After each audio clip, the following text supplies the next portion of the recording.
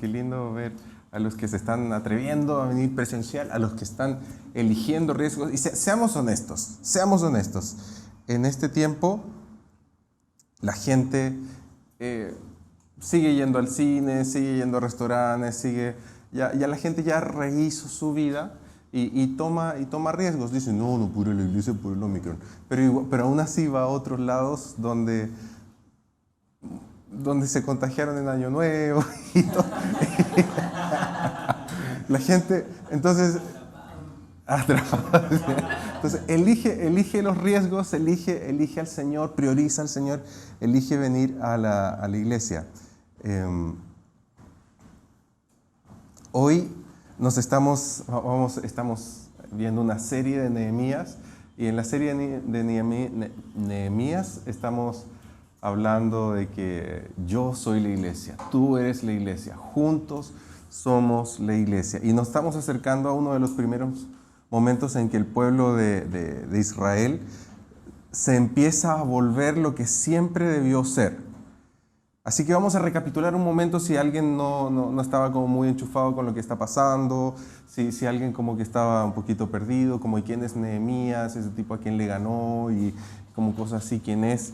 En un tiempo, estamos hablando más o menos entre el cuarto y el quinto siglo antes de Cristo. Jerusalén había sido conquistada por los babilonios y luego los persas le ganaron a los babilonios, así que obviamente todo lo que eran las conquistas de Babilonia pasaron a manos de los persas. Por lo tanto, los israelitas habían quedado bajo el dominio de los persas.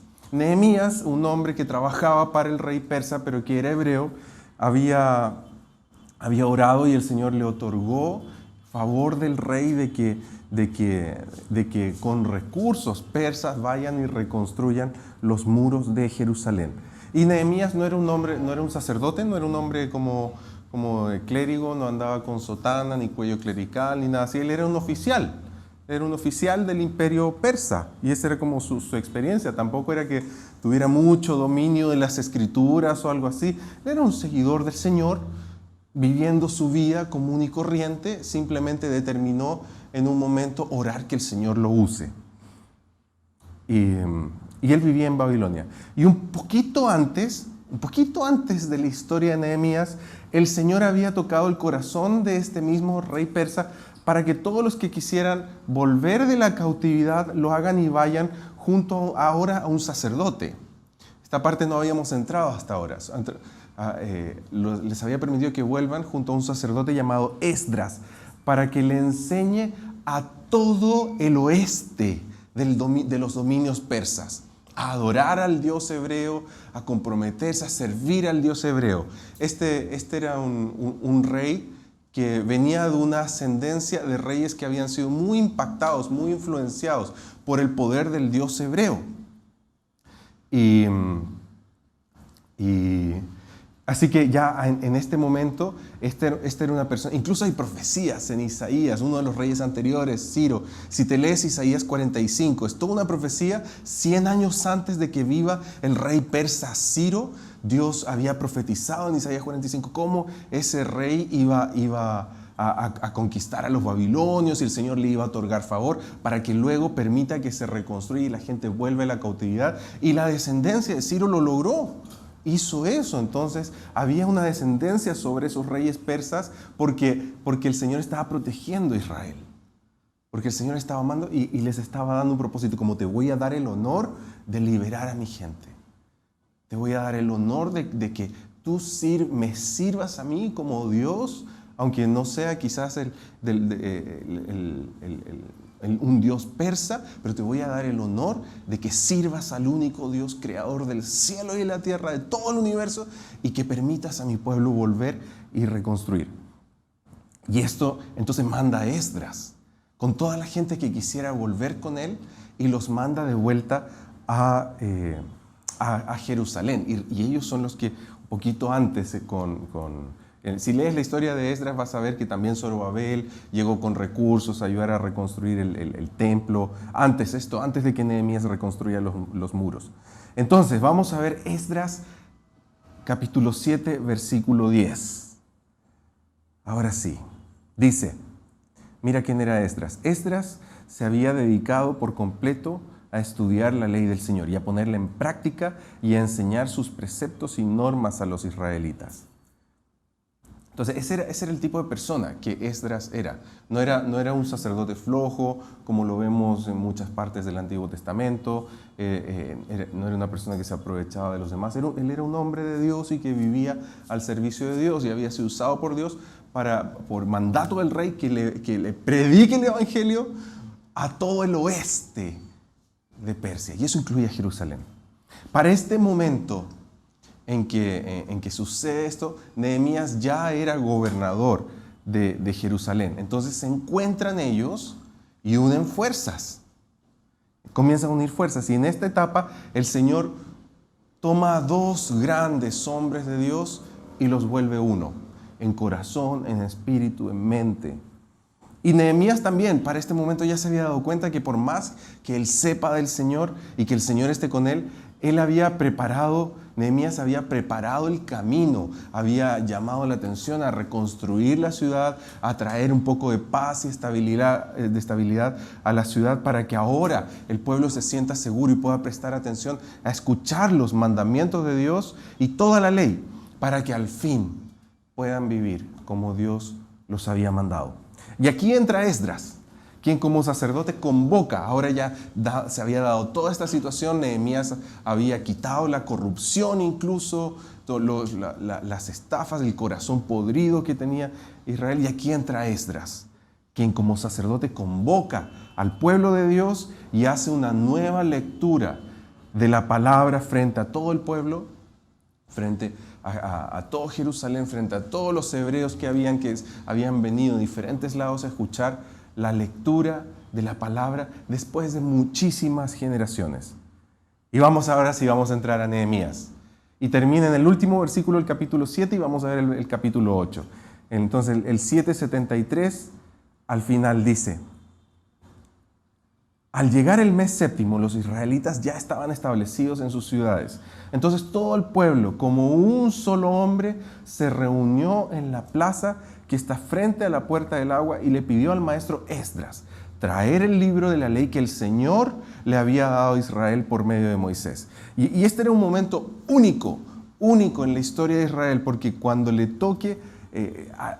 tocaba a Esdras en ese momento, cuando él iba a leer, era la primera vez en muchísimo tiempo y esta generación iba a escuchar la ley por primera vez. Habían cosas que se habían pasado de boca en boca, pero era la primera vez que juntos se iba a escuchar la ley. Y dice, todo el pueblo como un solo hombre, tan unidos como una sola persona. Y continúa el versículo 2 y 3, dice: así que el día primero del mes séptimo, el sacerdote Esdras llevó la ley ante la asamblea, que estaba compuesta de hombres y mujeres y de todos los que podían comprender la lectura, y la leyó en presencia de ellos en la plaza que está enfrente a la puerta del agua. Todo el pueblo estaba muy atento a la lectura del libro de la ley. Entonces, para este punto, los hebreos habían levantado los muros como una sola persona, unidos. Habían defendido la construcción de los muros de la ciudad. Habían empezado a tener valores otra vez y a sentirse como uno, sin aprovecharse de los demás. Aquí todos atentos, aprendiendo como una sola persona. Pero había un gran detalle: todavía no conocían los principios y los preceptos de Dios, ni la historia de Dios. Así que, y con esto quiero decir que, a veces la historia se sigue repitiendo. No asumamos, cuando la gente sepa que tú eres cristiano, no asumamos que todo el mundo sabe lo que significa ser cristiano. No asumamos que todo el mundo entiende la Biblia. Y cada vez, honestamente, me está sucediendo más seguido, cuando comparto de Dios con gente que no es cristiana y menciono alguna historia de Jesús, que para mí es una historia que debería ser de conocimiento general, porque estamos en Latinoamérica y la influencia del catolicismo, cosas que para mí yo doy por sentado que deberían ser de conocimiento general. Me encuentro que cada vez hay menos personas que han escuchado o leído la Biblia. Quizás les han mencionado de la crucifixión o de algún milagro, les han mencionado. Pero nunca, y sinceramente, cada vez me encuentro con más gente que nunca en su vida han tomado una Biblia en su mano y se han dedicado a comprobar por sí mismos si lo que les han dicho es verdad o no. Cada vez me encuentro con más gente así. Y la historia de Israel es un reflejo de lo que sigue sucediendo hoy en día. Nuestra cultura hoy sigue necesitando escuchar la historia, otra vez las verdades del Evangelio. Un gran porcentaje de la juventud de hoy no tiene ni siquiera interés de escuchar la historia del reino de Dios. También tanta gente que ha pasado por iglesias, pero nunca tomaron un discipulado, nunca se dedicaron a aprender, a profundizar. Y eso nos deja con gente que llega a la iglesia, a veces visitan una iglesia por primera vez, se conectan a una iglesia por primera vez y no saben por dónde empezar. No saben cómo conectarse. Y a veces los que estamos en la iglesia subimos, pero ¿por qué no se conecta? Bueno, porque no sabe. Porque no sabe, porque nadie le ha dado la bienvenida, nadie le ha enseñado cómo empezar. Aquí en la viña, para eso está Alfa. Para eso está Alfa, que empezó justo esta semana y todavía se pueden unir. Levanten la mano, escriban virtual los que todavía no han llevado Alfa. ¿Todos han llevado Alfa? Ya, bueno, todos los presentes han llevado Alfa. Muy bien, no voy a preguntar todos los virtuales quienes no han llevado Alfa. Inscríbanse en Alfa. Continuemos. Nehemías capítulo 8, versículo 4. El maestro Esdras se puso de pie sobre una plataforma de madera construida para la ocasión. A su derecha estaba Matatías, Emá, fulano y Mengano. Y a su izquierda Sutano y Mengano y todos los demás. Y un montón de gente. Dice, todos están juntos, mostrando unidad como una sola persona. No decían, no eran esta gente que estaba con Esdras, no eran de los que decían, yo escucharé a Esdras después en la grabación, total queda ahí. Sino que estaban inscritos para asistir el domingo, ahí en primera fila y modelando a los demás lo que significa ser uno, como una sola persona. Vamos a continuar con versículos 5 y 6. Dice, Esdras, a quien la gente podía ver, porque él estaba en un lugar más alto, abrió el libro y todo el pueblo se puso de pie. Entonces Esdras bendijo al Señor, el gran Dios, y todo el pueblo, levantando las manos, respondió, amén y amén. Y luego adoraron al Señor, inclinándose hasta tocar el suelo con la frente. Dice que todos recibieron, todos escucharon, todos aceptaron, unidos como una sola persona. Y cuando adoraron, vamos a ver que la adoración, cuando nos unimos como una sola persona a adorar, eso produce revelación. La adoración produce revelación. Cuando adoramos a Dios, su presencia viene y abre nuestros corazones para entender la Biblia. Y luego continúa con más nombres. Dice los levitas, Jesuá, Baní, Serebías, Sutano, Mengano y todos los demás. Le explicaron la ley al pueblo, que no se movía de su sitio. Dice que no se movían de su sitio, que no permitían las distracciones, no contestaban el teléfono si estaban en su devocional, ni en la iglesia, no salían a contestar llamadas, si es que estaban conectados en su casa, no le hacían así a la conexión, no hacían nada, ninguna de esas cosas. Justo al principio de la enseñanza me empezaron a llamar el teléfono y obviamente yo no voy a parar la prédica para ponerme a hablar, porque eso distrae, no solo te va a distraer a ti, me va a distraer a mí, va a distraer a todo el mundo y también va a distraer el propósito que Dios tiene conmigo y el propósito que Dios tiene contigo. De la misma forma, si tú te distraes, tú permites que lo que el enemigo está poniendo en tu camino para que te tropieces. Si tú miras ahí el cabe que te está metiendo el enemigo y ay, mira, voy a ver si no me tropiezo. Si tú haces eso, te vas a caer, te vas a distraer. Te vas a distraer. Habían rendido adoración a Dios. Ahora tenían el corazón dispuesto, enfocado, concentrado, alineado con el Señor para entender las Escrituras Versículo 8 dice, ellos leían con claridad el libro de la ley de Dios y lo interpretaban de modo que se comprendiera su lectura. Qué importante es una interpretación correcta. Qué importante es una interpretación adecuada. ¿Te imaginas lo que estaban viviendo en ese tiempo? Es como el equivalente a meterse en un discipulado intensivo de una semana. Era como algo así, porque no es que la ley de Dios se leía en un día, o sea, tenían que leerla, explicarla, interpretarla de forma adecuada. Y esta era una fiesta que duraba varios días. Para los que quizás no saben cómo se siente eso, vamos en julio vamos a tener Naturalmente Sobrenatural, que es una semana intensiva de buscar a Dios, de aprender, de interpretar, de experimentar, de adorar y recibir revelación y poner en práctica todo lo que Dios nos está diciendo. Así es, así se va a sentir. Versículo 9 dice, al oír las palabras de la ley, la gente comenzó a llorar.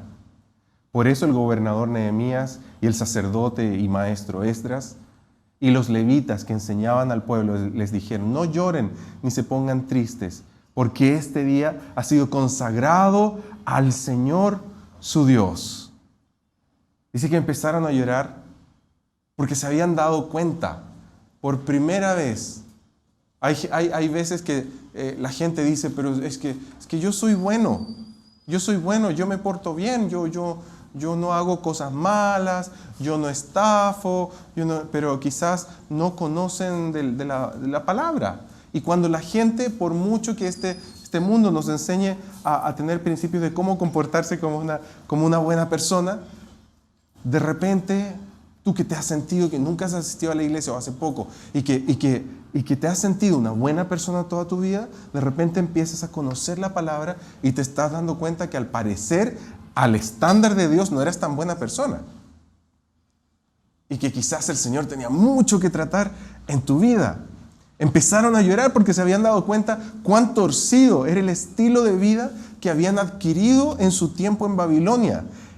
Y también los que habían quedado en Jerusalén, estaban ambos en las mismas. Habían dejado de ser el pueblo santo y apartado para Dios. Lloraban, porque eran un pueblo que se supone que tenía que ser como entre ellos nomás, que reflejar la gloria de Dios. ¿Y qué había pasado? Que se habían casado con gente que no era cristiana, que seguramente no se quería bautizar tampoco, y todo por desconocimiento de la Biblia. En su primer discipulado, en su primer gran discipulado, se dieron cuenta lo que realmente dice la Biblia y cuán urgente necesitaban cambiar. Pero Esdras, fíjate, en vez de regañarlos, lo que les dijo fue celebren, porque después de muchísimas generaciones, hoy ante ustedes están en presencia de un día santo y delante de Dios tienen la oportunidad de cambiar. El versículo 10 dice, ya pueden irse, coman bien, tomen bebidas dulces y compartan su comida con quienes no tengan nada, porque este es el día que ha sido consagrado a nuestro Señor. No estén tristes, pues el gozo del Señor es nuestra fortaleza. También los levitas tranquilizaban a todo el pueblo. O sea, el Señor les había hablado, les había afectado profundamente el entender y confrontar sus vidas con la palabra. Dice, los levitas tranquilizaban a todo el pueblo, les decían, tranquilos, no estén tristes, que este es un día santo. Y los levitas ahí, si tú no entiendes mucho, son el equivalente a la gente que sirve en la iglesia, a los que llegan temprano a ayudar a barrer, a los que preparan la comida, a los que saludan en la entrada, a los que están mandando, inscribiendo gente, ayudándoles, llamando a los nuevos, ayudando en alfa, ordenando cables, editando videos. Los que se reúnen a interceder por la iglesia, ellos eran los levitas. Y normalmente se confunden los levitas solo con los músicos, pero de todos los que servían en Israel, los levitas eran solo el 10%. Y en comparación a todo el pueblo de Israel, los levitas eran, los músicos eran el 0.3%. O sea, de una iglesia de 1000 personas, solo 3 eran músicos. Imagínate. El resto todos servían en diferentes cosas. Lo lindo aquí es que todos los que servían estaban unidos. Una palabra constante que escuchamos en este capítulo es todos como una sola persona. Todos como una sola persona. Estaban unidos en ayudar a discipular a quienes necesitaban comprender mejor las Escrituras. No solo estaban preocupados porque ellos se inscribieran en un discipulado, para tener un check más en su lista de discipulados, sino estaban preocupados de que el resto también se inscriba, que el resto también aprenda, que el resto también interprete. Decía que les ayudaban, les explicaban y les ayudaban a interpretar bien. Que entiendan más de la Biblia y aprendan a entender lo que el Señor decía para sus vidas. El versículo 12 dice, así que todo el pueblo se fue a comer y beber y compartir su comida. Felices, mira, felices de haber comprendido lo que se les había enseñado. ¿Saben por qué se fueron felices de comprender? A pesar de que su vida había sido confrontada y se habían dado cuenta que en ese momento de sus vidas no daban la talla al estándar del Señor para Israel. Sin embargo, estaban felices porque tú y yo fuimos creados para congregarnos y crecer juntos. La unidad, comenzaron a experimentar que la unidad del cuerpo de Cristo trae revelación. Cuando el cuerpo de Dios obedece al Señor, también se manifiesta. Y ellos habían experimentado el exilio, se habían acostumbrado y habían adquirido los hábitos de personas de otras culturas. De la misma forma como la virtualidad a la mayoría de los que éramos cristianos antes de la pandemia nos hizo olvidar lo que significaba congregarse y ser parte de un cuerpo unido. Pero otra vez, ellos estaban experimentando que volver al Señor y vivir unidos como Él quiere produce felicidad instantánea. Lo estaban viviendo. Y literalmente es exactamente como lo que está pasando hoy. Vamos al versículos 13 al 15. Dice, al día siguiente los jefes de familia, junto con los sacerdotes y los levitas, se reunieron con el maestro Esdras para estudiar los términos de la ley. Y en esta encontraron escrito que el Señor le había mandado a Moisés que durante la fiesta del mes séptimo, justo cuando estaban ellos ahí, en esa misma fecha, los israelitas debían habitar en enramadas y pregonar en todas sus ciudades y en Jerusalén esta orden. Vayan a la montaña y traigan ramas de olivo de silvestre, de arrayán y una serie de cosas ahí conforme a lo que está escrito. Y ellos estaban estudiando, estaban empezando a profundizar y se dieron cuenta que es como que wow, yo no sabía. Y se dieron cuenta que habían 3 fiestas importantes, que era la fiesta que cuando Israel fue liberado de Egipto, que se llama hasta hoy, lo celebran los judíos, el Pesaj, el Shavuot, que es cuando Dios entregó la tabla con los 10 mandamientos a Moisés. Y también se le coincide también con la fiesta de las primicias, que es cuando ya llegan a la tierra prometida, cuando ya conquistan, ganan, siembran y producen los primeros frutos, que tenían que entregar la primera ofrenda al Señor. Y el Sukkot, ¿qué era esta? Que era la fiesta de los tabernáculos, de las tabernas, pequeñas tabernas, las enramadas, o la fiesta de las enramadas, que recuerda cuando Israel vivía en el desierto y estaban en edificaciones precarias. Este año es el 9 de octubre, si te gustaría de alguna forma recordarlo y estudiar ese día, es en esa fecha. Y es una fiesta que dura 7 días, y justo cuando lo oyeron, cuando estaban leyendo y estudiando, dijeron, mira la fecha, tengamos esta fiesta, coincide. El versículo 16 dice, de modo que la gente fue y trajo ramas y con ellas hizo enramadas en las azoteas, en los patios, en el atrio del templo de Dios, en la plaza de la puerta del agua y en la plaza de la puerta de Efraín. Me encanta esto porque la gente se emocionó y reaccionó. Es como el tiempo en que ya estamos empezando a transicionar hacia la presencialidad y no leemos, al menos en Nehemías, no leemos a nadie poniendo excusas. No, es que ¿sabes qué? Es que están muy caras las ramitas. Está muy cara es que ¿sabes qué? Es que no me queda espacio ahí en la casa. Pero no leemos a nadie poniendo excusas. Era como una emoción de participar en esto nuevo que Dios estaba haciendo. Leyeron la Escritura, determinaron en su espíritu ser parte y se unieron. Y dice constantemente, todos parecían una sola persona. Otra vez, el versículo 17 comienza con la palabra toda la asamblea. De los que habían regresado del cautiverio, hicieron enramadas y habitaron en ellas. Como los israelitas no habían hecho esto desde los días de Josué, hijo de Nun, hicieron una gran fiesta. ¿Sabes quién era Josué, hijo de Nun? El que sucedió a Moisés. Estamos hablando de más o menos 900 años de diferencia. Desde ese tiempo, no era para menos que hagan un fiestón celebrando. ¿Y sabes qué? Cuando un cristiano lleva harto tiempo sin ir a la iglesia, en el corazón se sienten como 900 años. Por eso cada vez que nos juntamos y adoramos, se siente como que el Espíritu vuelve a vivir, vuelve a conectarse, vuelve como a decir, esto me hacía falta, esto. Versículo 18 dice, todos los días, otra vez todos, desde el primero hasta el último, se leyó el libro de la ley de Dios. Celebraron la fiesta durante 7 días y en el día octavo, hubo una asamblea solemne, según lo ordenado. Y yo creo que necesitamos volver en este tiempo. Es importante la reacción que tuvo la gente cuando se volvió a compartir la verdad y los principios de Dios. Y tú y yo, quizás la pandemia nos ha hecho que se nos olvide lo que significa compartir con otros de Jesús y enseñarle a seguirlo. No solo contar nuestro testimonio, sino que decirle, sabes que esto dice la Biblia, esto te va a hacer bien, te desafío a que lo creas. Solo así nuestras familias, solo así nuestros amigos, solo así nuestros vecinos, nuestros compañeros de trabajo van a encontrar salvación.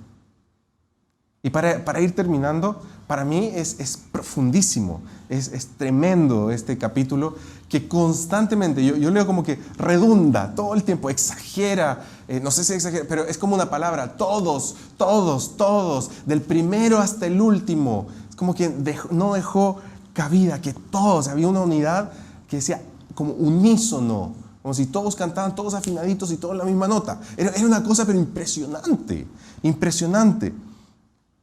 Redunda sin parar, mostrando que después de todo el trabajo por la unidad surgió efecto y tenía una ciudad completa que actuaba tan unida como una sola persona. El apóstol Pablo en varias partes del Nuevo Testamento habla acerca de la iglesia más que un grupo de personas, más que gente que vienen de sus casas y se congregan de vez en cuando. No, él habla más que eso. Habla de una unidad tan grande que cada uno se ve como el miembro de un cuerpo que dependen del otro. Mira Efesios 4:16. Dice, Él hace que todo el cuerpo encaje perfectamente y cada parte, al cumplir con su función específica, ayuda a que los demás se desarrollen. Y entonces todo el cuerpo crece y está sano y lleno de amor. No, pero si yo soy calladito, yo no molesto a nadie. Según este versículo, si tú no te integras y dices, yo soy calladito, yo me llego a la iglesia, me siento en un rincón, no hablo con nadie, eso es pecar por omisión, según este versículo. Si no cumplo mi función en el cuerpo, entonces no ayudo a que los demás se desarrollen. Si los demás no cumplen su función, yo dejo de crecer. Así que si no me preocupo intencionalmente por la unidad, es posible que haya algo que el Señor tenga que tratar conmigo. Es posible que esté cojeando espiritualmente. Y Pablo va aún más allá. No solo especifica que debemos estar juntos, sino que él está diciendo que detrás de todo esto, que nos debemos el uno al otro. Nos debemos el uno al otro. Y querida iglesia, no todos tienen la voluntad ni les cae bien escuchar algo así, especialmente cuando decimos la iglesia somos todos. Esto significa realmente que la iglesia somos todos, que nos debemos el uno al otro. Y aceptar esto significaría que tienes un rol crucial que cumplir en la iglesia, porque la iglesia eres tú. Pablo está dejando ver que si tú no tomas estas responsabilidades, hay salvación y hay crecimiento que debería llegar a otros y no va a pasar. Y en el libro de los Hechos, la evidencia de una iglesia, aún de una persona llena del Espíritu Santo, es que naturalmente comienza a fomentar la unidad del cuerpo de Cristo, de la iglesia. Naturalmente empiezo a abrir mi casa para recibir a los hermanos. Invierto en comer con la familia de Cristo, por lo menos tomar un cafecito juntos. Mira al extremo que llegaba Hechos capítulo 2, del 46 no, lo puse mal, el 46 al 27 debería ser. A ver si me corrigen después, pero el texto lo tengo bien. Dice: adoraban juntos en el templo cada día, se reunían en casas para la cena del Señor y compartían sus comidas con gran gozo y generosidad. Todo el tiempo alabando a Dios y disfrutando de la buena voluntad de la gente. Y cada día el Señor agregaba a esa comunidad cristiana los que iban siendo salvos. Y un poco para afirmar de que estamos llegando a un tiempo en que este tema de la virtualidad está cambiando. No solo los colegios están cambiando. Mira, recién llevaban como desde enero o diciembre estudiando el tema. Abrirán los colegios, las universidades en marzo. Yo te voy a contar algo que pasó cuando la primera semana de la cuarentena. Me acuerdo que, y varios me han escuchado esta historia. Y también está en alguna prédica, si vuelven a las prédicas de marzo del 2020 se van a encontrar con esto. Una de esas noches, antes cuando recién estaba empezando la pandemia, me acuerdo que Keila un día me dice: Rodri, tuve un sueño. Tuve un sueño. Y dentro de varias cosas que tenía el sueño, ¿se acuerdan del tiempo en que todos decían, no, que esta pandemia va a durar 2 meses nomás, que si tienes ahorros aguanta un poquito, que no es necesario que te reinventes, porque ya 2, 3 meses máximo y ya, de ahí, ya. Y en ese tiempo Keila me dice: Rodri, tuve un sueño. Y en una parte del sueño veo una pared de ladrillo grafiteada que decía COVID 2022.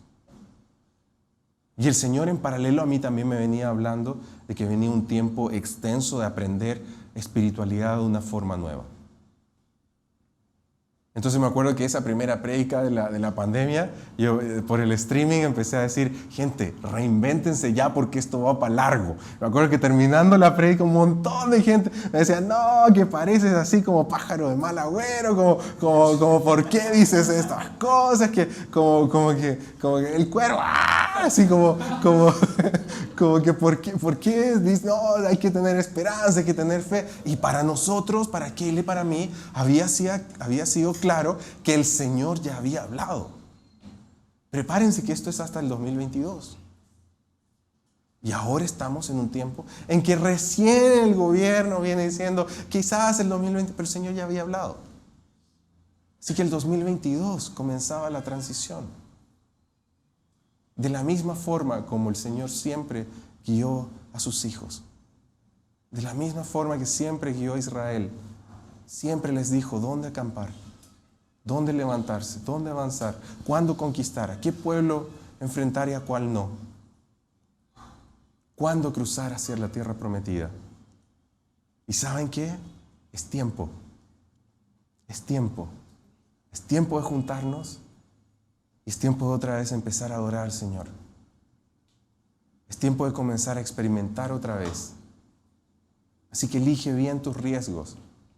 Sí, el Omicron, el malvado Spider-Man, anda dando vueltas por ahí. Pero tú también andas por ahí. Así que elige bien tus riesgos. Elige congregarte. Elige ser parte. No te quedes en Babilonia. Es tiempo de volver a la tierra prometida y continuar con el sueño que Él tiene para nosotros. Aquí tengo un desafío para todos esta semana. Y más que un desafío de oración o algo así, quiero decirte, júntate con alguien de la iglesia esta semana. Y es más, tenemos un grupo de WhatsApp de la iglesia. Quiero desafiarlos. Cuando te juntes con alguien de la iglesia, tómense un selfie y súbanlo al chat. Y así todos nos vamos a estar animando unos a otros. De que vamos a empezar a ser uno y a avanzar y caminar como una sola persona. ¿Quién acepta el desafío? ¿Sí? Un tercio. Un tercio levantó la mano aquí. Los demás, oren al respecto. Virtualmente, a ver si por ahí alguien levanta la mano. Vamos a orar. Vamos a orar. Padre, yo quiero pedirte que tú tomes todo esto.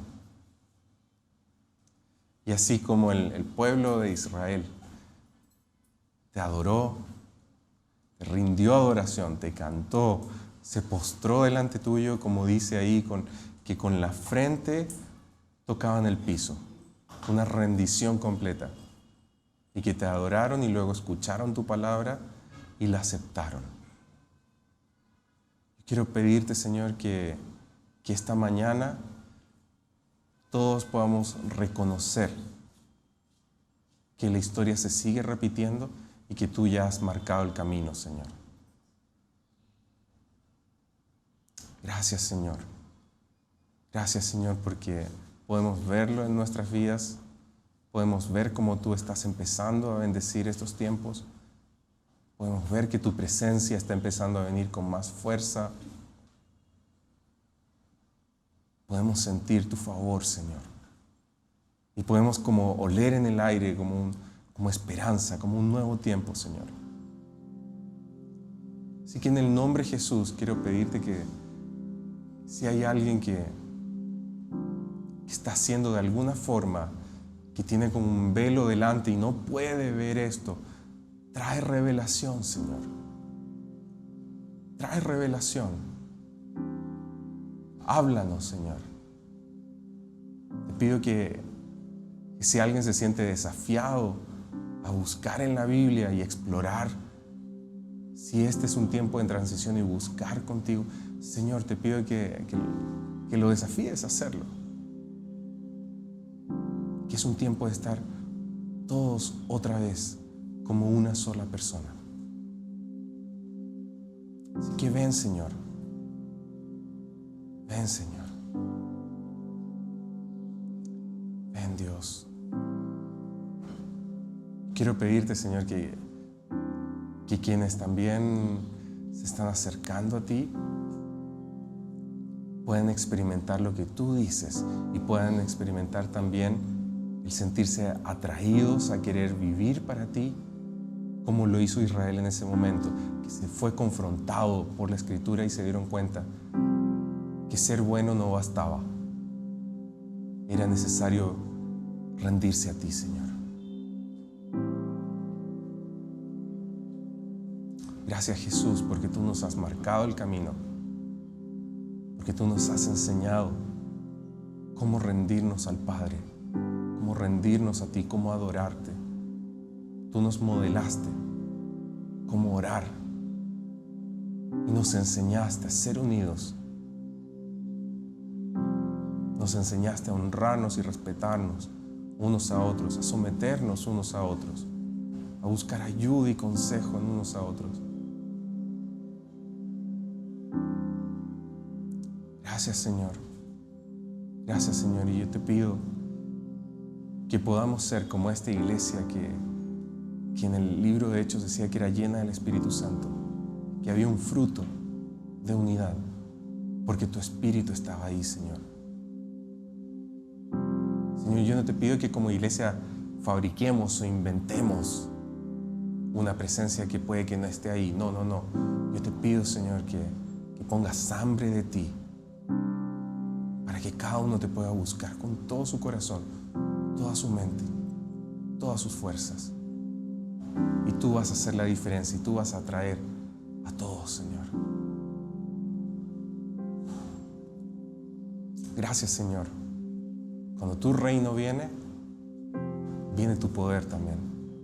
Cuando tu presencia viene, experimentamos libertad, experimentamos sanidad, la confusión se va.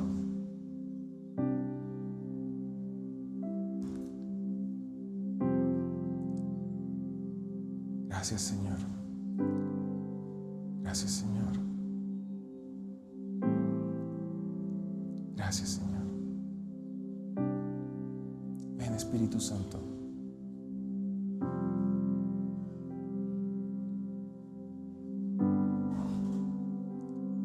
Señor, yo quiero pedirte que ahora sobre cada uno comienza a traer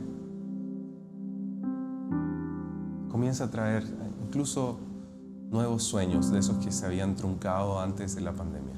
De esos que llegó la pandemia y varios sintieron como que mi sueño se frenó.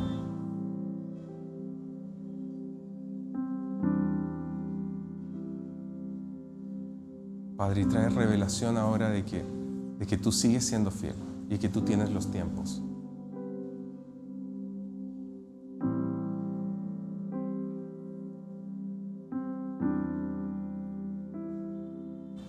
Algunos con sueños personales, de vida, proyectos de sustento, Señor, estudios, y otros, Señor, con sueños ministeriales. Y que para muchos este tiempo, incluso la pandemia, ha sido algo que nos ha herido espiritualmente y que nos ha afectado. Y gracias, Señor, porque al volver a Jerusalén, al volver de la cautividad y al estar frente a ti, encontramos sanidad, Señor. Encontramos paz y restauración. De que el tiempo de cautividad llegó al fin, llegó a su fin. Y que viene un tiempo de otra vez vivir en libertad y de reconectarnos con el propósito que tú tienes, Señor.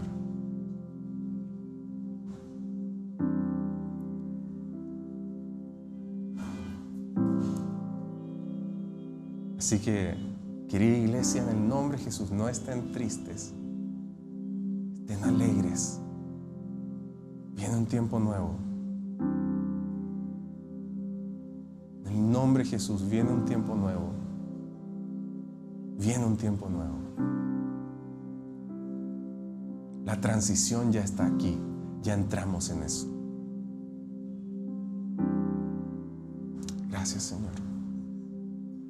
Gracias, Señor. Gracias, Señor. Amén.